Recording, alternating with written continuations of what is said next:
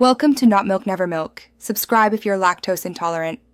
You start by locating the exact cast failure, reproduce it with a minimal test case, and capture the stack trace. Once done, list the involved types and where conversions happen in code paths. Make sure to collect example inputs and expected outputs so you can run iterative fixes. You should also check language-specific rules for implicit versus explicit casts and any compiler or runtime warnings. This saves time and prevents guessing during later edits. You now change the code to use deterministic conversions, replace implicit casts with explicit functions or parse routines, and centralize conversion logic.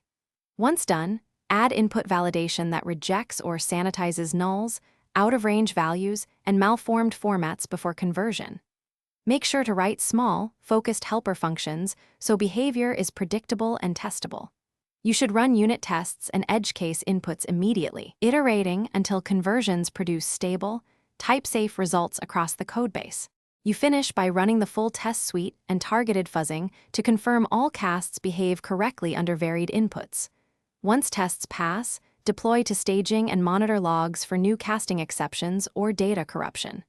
If problems appear, make sure to add precise logging to the conversion points and revert the most recent casting change if necessary.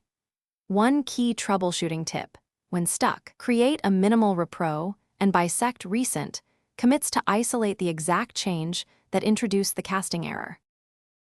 Thanks for watching. If this was helpful, leave a like and consider subscribing. See you next time.